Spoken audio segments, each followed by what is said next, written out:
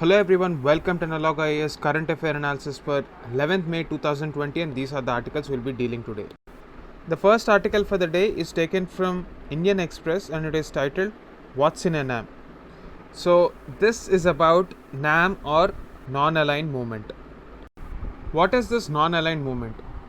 So this formed during the Cold War as an organization of states that did not seek to formally align themselves with US or USSR.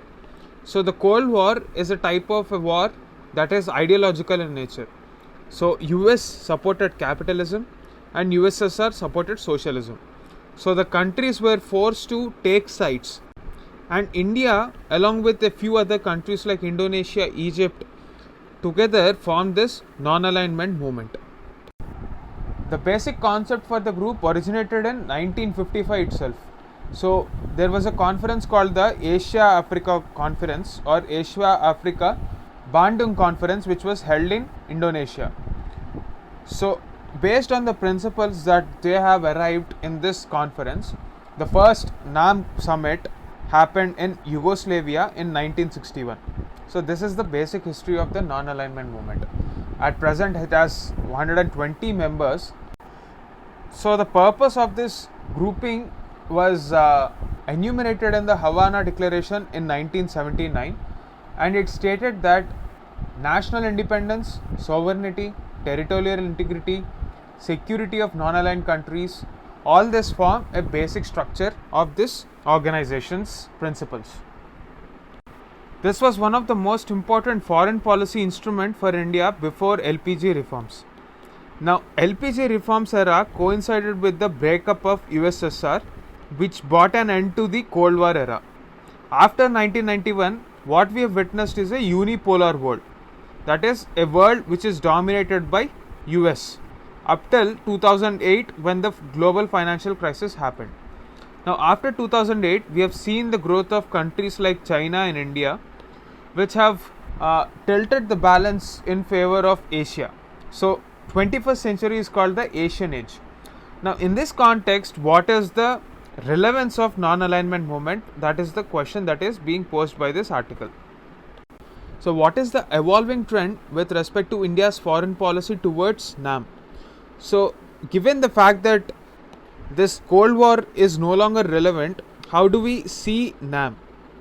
So recently we got an indication from the External Affairs Minister Mr. Subramaniam Jaishankar, where he spoke about India's role in what we call as the Global South. Now when we talk about Global South, it is used in policy parlance when we refer to all the developing countries. Now before the Cold War era, all the developing countries were not a part of non-aligned movement. They were also countries which were aligned either towards socialism or towards capitalism, that is USSR or US. Now what India is trying to do with this address of non-alignment movement by referring India's role in Global South is India is willing to take up leadership to voice the opinions of all the developing nations and using or revamping the relevance of non-aligned movement in this current world. India wants to be the voice of all the developing nations. After the breakup of the World War, the non-alignment movement has slowly lost some relevance because of its residue that it carried forward from the Cold War era, because the ideology no longer is relevant and it needed a revamp in the way we address the issues that are happening in the world. Now what we see is the retreat of multilateralism.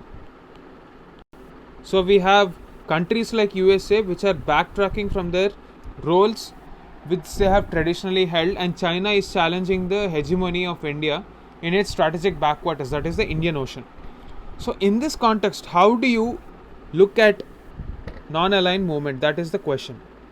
So what the government essentially did here is to handle this problem of a multipolar world which is retreating from multilateralism and using this non-alignment movement as a forum to bring them together towards multilateralism again. We are engaging in discussion. That is one of the diplomatic success that we have to look at. Also, we have certain critics who argue that NAM is nothing but a relic of the Cold War era. What we have to remember today is we are seeing a new phase of this Cold War era, but this time it is between the US and China. We are seeing a continuous tussle between these two warring factions where they are retaliating upon each other through trade wars, and the latest COVID-19 crisis has not really helped the situation. So it is definitely important and relevant for India to maintain its strategic autonomy and maintain that value system that it has conventionally built, that it will not be inclining towards any other country, and showcasing to the world that the developing nations can still stand together. For the last few years, India did experiment with multilateral forums like BRICS, which is dominated by voices like Russia and China, and we have also tried other forums like SCO, ASEAN, but we could not garner enough support. So, in a world that requires world peace, where every country needs to protect its territorial integrity and sovereignty, the voice of third world nations without a formidable support of UN, and the requirement for an equitable world order. This is the key word that you have to use in your answers: equitable world order.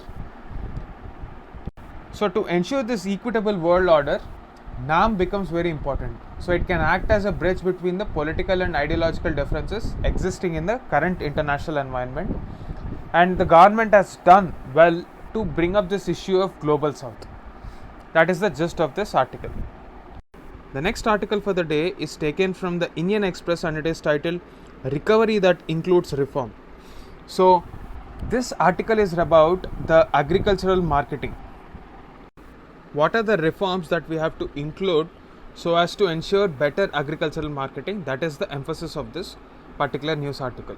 So before we delve into this article, let us have a brief background about what agricultural marketing is all about, and then let us have a look at the present context and the way things are running. So what is agricultural marketing? After a farmer produces his crops, he wants to sell it. The mechanisms established to sell a crop is called agricultural marketing. Now the primary venue where farmers get to sell their produce is called the APMC, or Agricultural Produce Market Committee. Since agriculture is a state subject, APMC Act is run by the states. Now here is the problem. When one farmer registers in a particular APMC, he is obliged to sell his produce only in that particular market. So if the middlemen who are involved in this process coerce the farmers to sell it for a lower price, definitely the farmer should be selling it to him, and this will lead to price crash. Now we definitely have mechanisms like MSP, wherein the government buys the produce at a minimum ensured price. So this will ensure that the price crash will not affect the farmer very adversely. This is a commendable step. But the fact that MSP is applicable only to 23 crops is a matter of concern, because we also have certain perishable crops like tomatoes, onions, fruits, vegetables, flowers, which do not have a longer shelf life. Neither do we have any storage infrastructure. Even if it is there, the cost of storage is very high. So in this setup, let us have a look at the present context.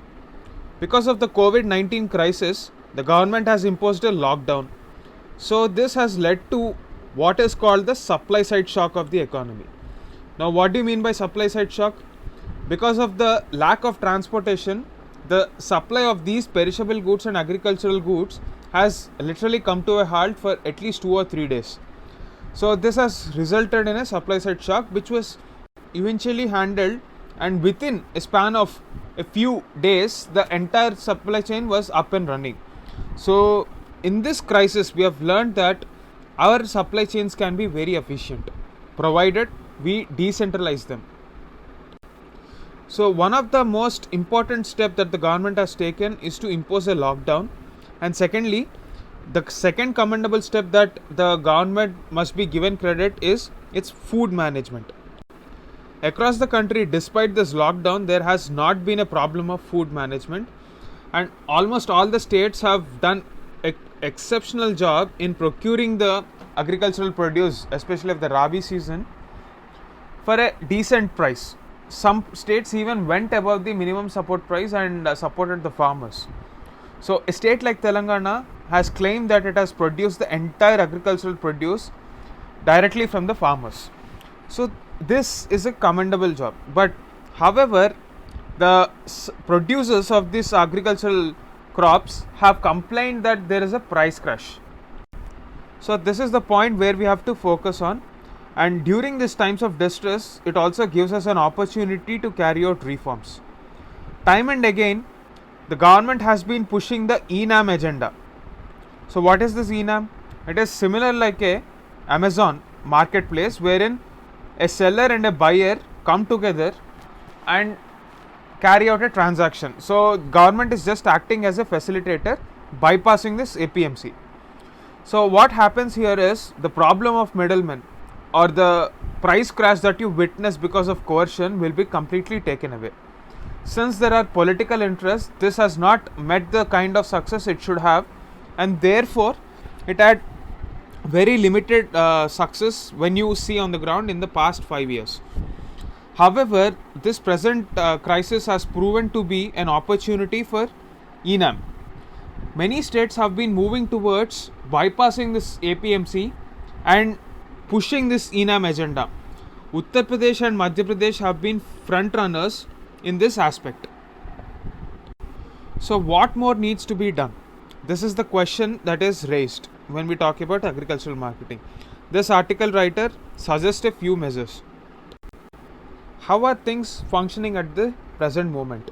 So farmers are given a token, they wait for their turn to sell the produce in the APMC market, and they get their money back.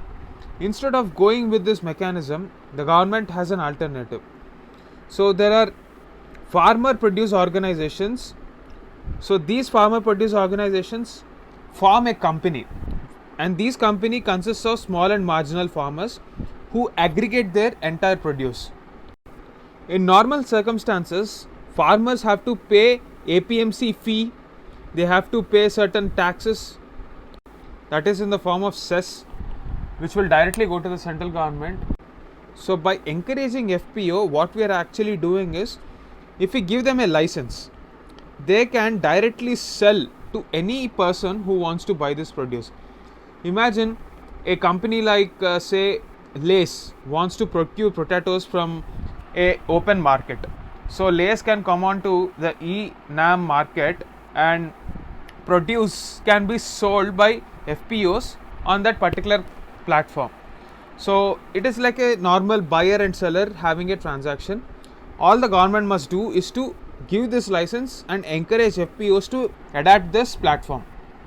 It might take some time, but eventually it will have some positive results, and the harassment that farmers face with respect to APMC will be taken away.